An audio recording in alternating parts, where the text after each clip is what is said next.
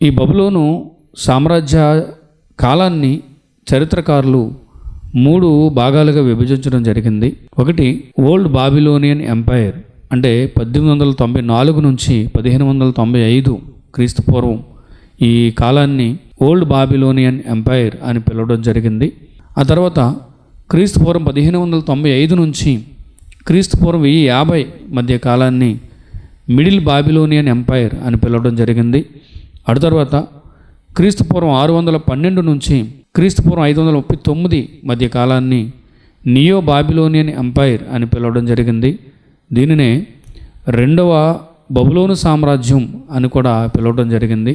మనం చరిత్రను పరిశీలించగలిగితే ప్రియమైన దేవుని వారలారా, పాత బబులోను సామ్రాజ్యం అని పిలువబడిన కాలంలో, అంటే క్రీస్తు పూర్వం 1894 నుంచి 1595 వరకు ఉన్న కాలంలో బబులోను సామ్రాజ్య చరిత్రను పరిశీలిస్తే అమోరైట్స్ లేదా అమోరీల రాజవంశం పరిపాలించింది. ఈ అమోరైట్స్ కారణంగానే బబులోను ఒక బలమైన సామ్రాజ్యంగా రూపొందింది.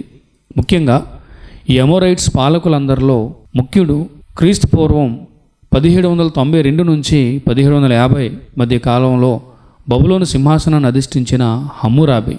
ఈ హమ్మూరాబి కాలంలోనే బబులోనులో గొప్ప సామ్రాజ్యంగా పునాదులు పడ్డాయి. అలానే ప్రపంచ ప్రాచీన చరిత్రలో అత్యంత ప్రసిద్ధి చెందిన పాలకుల్లో ఒకడు ఈ హమ్మూరాబి. యూఫ్రటీస్ నదీ జలాలపై ఆధిపత్యాన్ని సాధించడానికి ప్రయత్నించటం, అలానే హమ్మూరాబి కోడ్ అని పిలువబడిన ప్రత్యేక శిక్షాస్మృతిని రూపొందించి రాజ్యంలో వివిధ ప్రాంతాల్లో శిలాస్తూపాలుగా అక్కదు భాషలో చెక్కించి ప్రజలకు చేరువలో ఉంచడం జరిగింది. అలానే మెసొపొతేమియా దక్షిణ ప్రాంతం అంతటిని ఏకీకరణ చేయడానికి ప్రయత్నించడం లాంటివి ఈ హమ్మూరాబిని ప్రపంచ ప్రసిద్ధి చెందిన పాలకుడిగా చేశాయి. ఇతని కాలంలోనే బబులోను మహాసామ్రాజ్యంగా రూపుదిద్దుకోవడం జరిగింది.